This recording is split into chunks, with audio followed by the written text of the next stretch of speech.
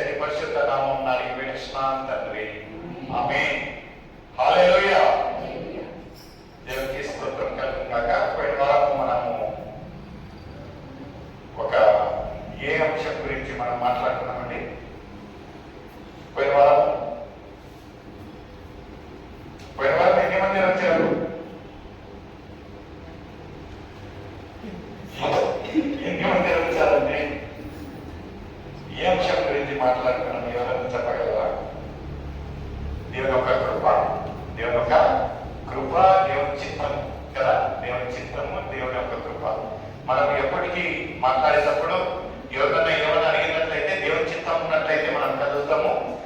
ఎలా ఉన్నావు బ్రదర్ అంటే దేవుని యొక్క కృపలో బాగానే ఉన్నాను అంటారు. ఈ యొక్క రెండు మాటలు సహజంగా ప్రతి ఒక్కరు వారి యొక్క మాటలుగా ఉంటున్నాయి. ఈ రోజుగా మనం అదే అంశంలో మాట్లాడుకున్నాము.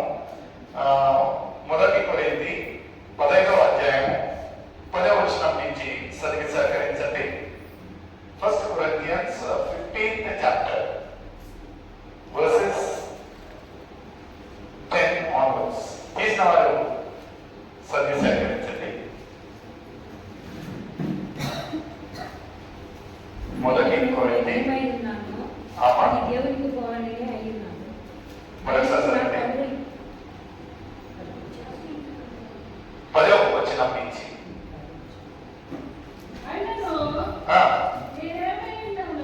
నేను ఏమైనానో అది దేవుని కృప వలనే అయ్యున్నాను, మరియు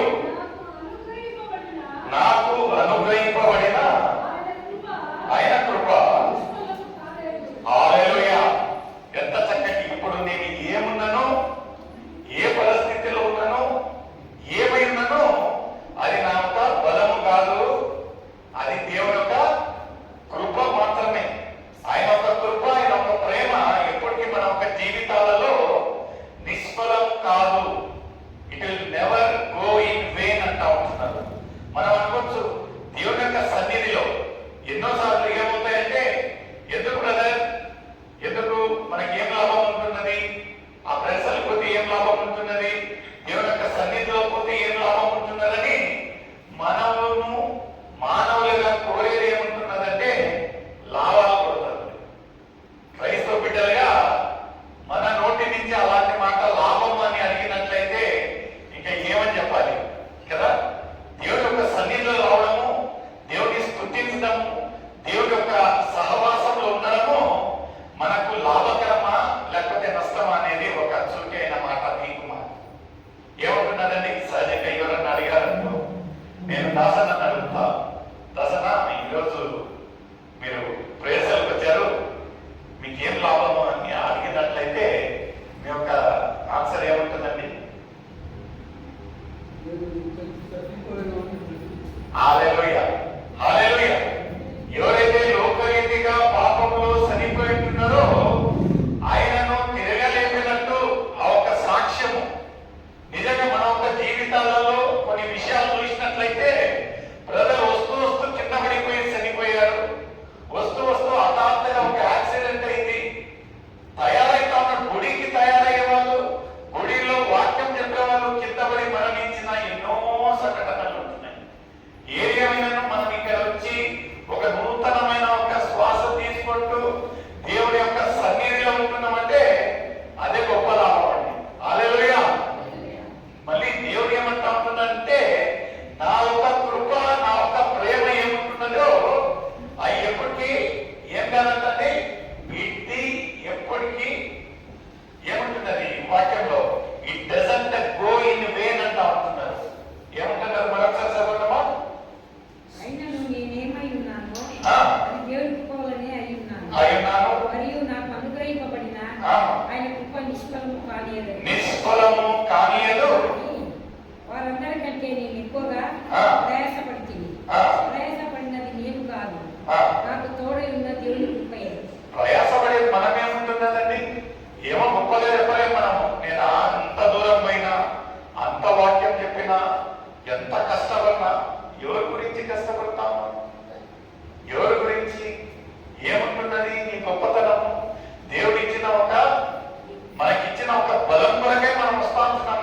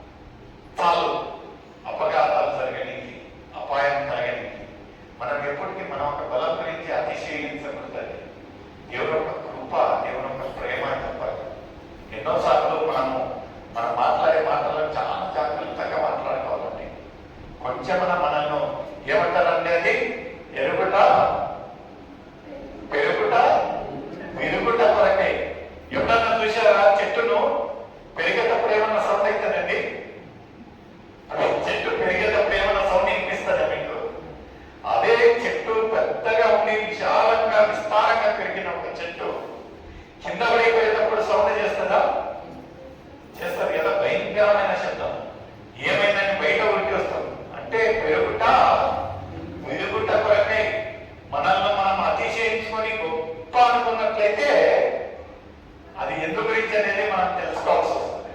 ఇక్కడ ఉన్న లేఖనాలు ఎంత చక్కగా చెప్తా ఉంటున్నది. అది మన ఒక కృప కాదు, అది దేవుని యొక్క కృప, దేవుని యొక్క ప్రేమ మాత్రమే. అదే 15వ అధ్యాయము 20వ వచనం సేకరించండి. 15:20. ఇప్పుడైతే నిద్రించిన వారిలో ప్రథమ ఫలముగా క్రీస్తు మృతుల నుండి లేపబడి ఉన్నారు. మనిషిని ద్వారా మరణము వచ్చాను. మనిషిని ద్వారా మరణము వచ్చాను. మనిషిని ద్వారా మరణం. మనిషిని ద్వారా మరణం ఎలా వచ్చిందండి? ఎలా వచ్చిందండి మనిషి ద్వారా మరణం అనేది? ఆదాము గురించి కొంచెం కింద చదువుమా. మరణం వచ్చాను కనుక మనిషి ద్వారా మృతులకు ఉండాలని కలిగాను. మొదటి ఆదాము ఎవరంటండి? మొదటి ఆదాము కడపడి ఆదాములో మనం చూసినట్లయితే మొదటి ఆదాము ద్వారా మనకి ఏమొచ్చుంటున్నది? మరణం వచ్చుంటున్నది. అయితే కడపటి ఆదాము ద్వారా మనకి ఏమొచ్చుంటున్నదండి? పునరుత్థానం, ద రిజరక్షన్. ఎందుకంటే మనం మరణం గురించి దాని గురించి భయపడాల్సిన పనే లేదండి. కొన్ని మంది అన్నిటి ఏదాన్ని భయపడకపోయినను మరణం అంటే అంత దూరం ఉంటారు. ఎందుకు? there is no any second chance. అన్న ఇప్పుడు చెప్పారు, ఎంత సమీపంగా ఆ ఒక మరణాన్ని చూసిన వారే దాని యొక్క రుచి, దాని యొక్క చేదుతనం అనేది తెలుసుకుంటారు. నిజంగా ప్రియమైన సోదరి సోదరుడా, మన యొక్క జీవితాలు ఎలా అంటున్నాయంటే ఇంతలో ఉంది ఇంతలో మాయమయ్యే ఒక జీవితంలో మనం జీవిస్తూ ఉంటున్నాం. కానీ మనము దేవునితో అండగట్టినట్లయితే, దేవునిలో ఉన్నట్లయితే మనము మరణం గురించి భయపడాల్సిన పనే లేదు. ఎందుకంటే దేవుడు ఏమంటా ఉంటుందంటే విశ్వాసులుగా మనకేమనిపించాలంటే మన ఒక జీవితము ఇక్కడ యాత్రికులు మాత్రమే. This is not our destiny. ఇదంటే మన డెస్టినీ కాదండి. మనము పరదేశులము, యాత్రికులము, ఇక్కడనే ఉంటామనేది లేదు.